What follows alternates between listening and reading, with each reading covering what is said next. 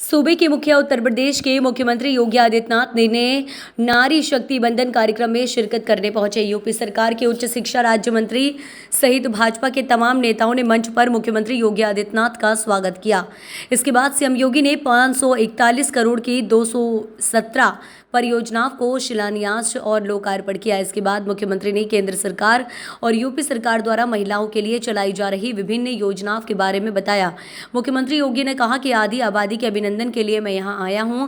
आज हरदोई के लोगों को जो यहां 541 करोड़ का उपहार मिल रहा है, यह आधी आबादी की वजह से है। प्रधानमंत्री मोदी ने 2014 में इसको समझा था और केंद्र से चलने वाली प्रत्येक योजना में नारी सुरक्षा, नारी सम्मान, नई स्वावलंबन को ध्यान में रखते हुए सारी योजनाएं चलाई जा रही हैं। उनकी समीक्षा के लिए डबल इंजन की सरकार काम कर रही है। मुख्यमंत्री ने कहा कि पहले बेटी को शादी को लेकर उसका पिता फिक्र में रहता था, लेकिन हमारी सरकार ने बेटी की शादी से लेकर नौकरी तक के लिए पूरा इंतजाम कर रखा है। यूपी सरकार की योजनाएं उनका इंतजार कर रही हैं।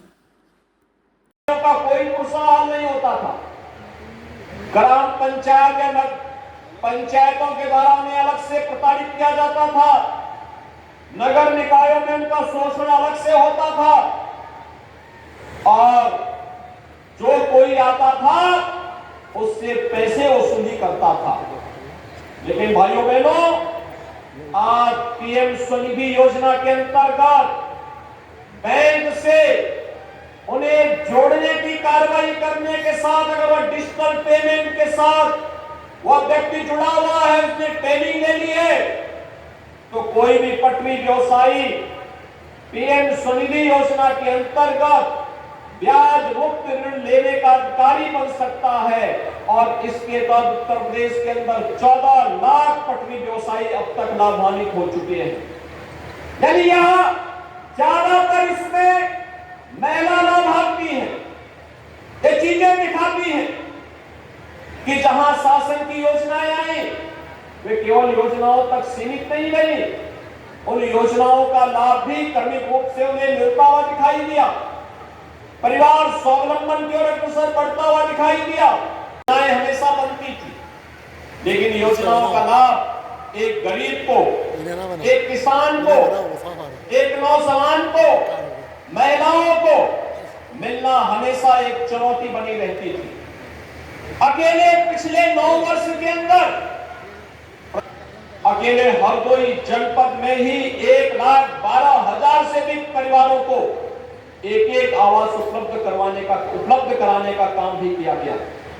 एक परिवार को चिन्हित करके, और मैं आज आपको इस बात के लिए आश्वस्त करने के लिए आया हूं कि भाइयों बहनों, जिन लोगों के पास जो जरूरतमंद है, जिनके पास अपना आवास नहीं है, उन्हें आवास उपलब्ध करवाने के लिए सरकार ने अब तक 1,12,000 परिवारों को आवास उपलब्ध करवाया है। जो बचे होंगे आने वाले समय में उनका भी नंबर आएगा, उनको भी आवास की सुविधा का लाभ अवश्य प्राप्त होगा। आपने देखा होगा, पहले गरीब गांव में जिस जमीन पर अपना मकान या अपनी झोपड़ी रखता था, दबंग वहां से उसे हटा देते थे, उजाड़ देते थे। किसी आपदा की चपेट में मकान आ गया तो वहां पर मकान वो बना पाएगा, इसका कोई भरोसा नहीं था। पहली बार प्रधानमंत्री स्वामित्व योजना के अंतर्गत जहां पर किसी गरीब का मकान है, जहां पर उसकी झोपड़ी है, उसका मालिकाना अधिकार भी उस जमीन का उसको प्राप्त होगा।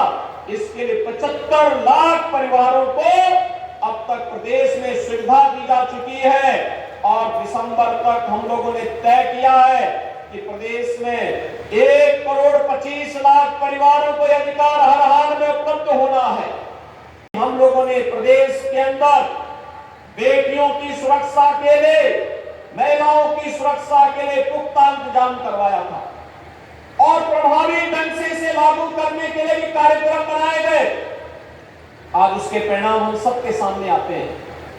1947 से लेकर के 2017 तक इन 70 वर्षों में उत्तर प्रदेश पुलिस बल में केवल 10,000 महिला कार्मिक थी, और आज मैं कह सकता हूं पिछले 6 वर्ष के अंदर जिन अतिरिक्त भर्ती के कार्यक्रम को हमने सफलतापूर्वक प्रदेश में लागू किया, आज उसका परिणाम है उत्तर प्रदेश पुलिस बल में महिला कार्मिकों की संख्या वर्तमान में 40,000 है।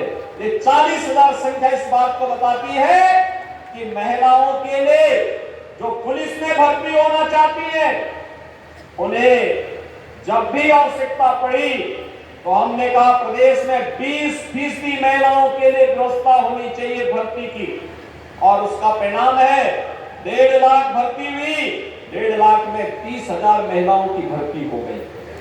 भाइयों बहनों, सरकार की इच्छा शक्ति होनी चाहिए, और सरकार अगर कार्य करने की इच्छुक है, प्रभावी ढंग से योजनाओं को क्रियान्वयन पर जोर दे देगी, कोई कारण नहीं कि आज महिलाएं प्रत्येक क्षेत्र में आगे बढ़ रही हैं, तो उसके परिणाम भी हमारे सामने सुखद रूप से आ रहे हैं। अभी आपने एशियन गेम्स में देखा होगा, पहली बार प्रधानमंत्री जी के द्वारा चलाई गई योजना का लाभ किस रूप में प्राप्त हो रहा है। पहली बार आपने देखा होगा खेलो इंडिया, खेलो या फिट इंडिया मूवमेंट के परिणाम हम सबके सामने हैं। इसमें महिलाओं ने भी किस रूप में बाजी मारी है।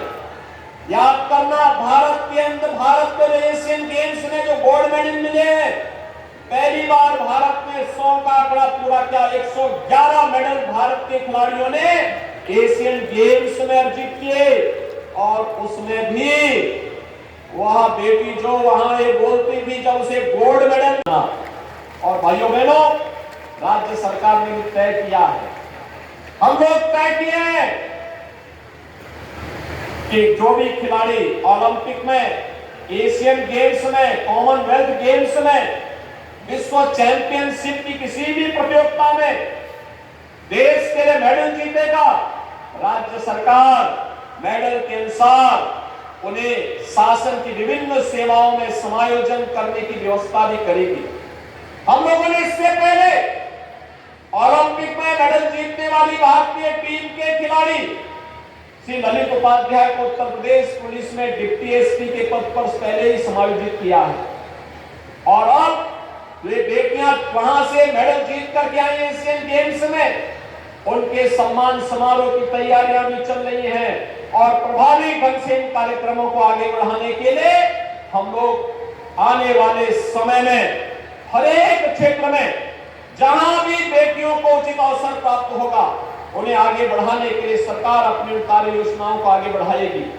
आज इसी का परिणाम है, आपने देखा होगा बेसिक शिक्षा परिषद में बेटियों को और वहां पढ़ने वाले हर छात्र को आज वहां पर हम लोग उन्हें यूनिफॉर्म दे रहे हैं, बैग और बुक्स दे रहे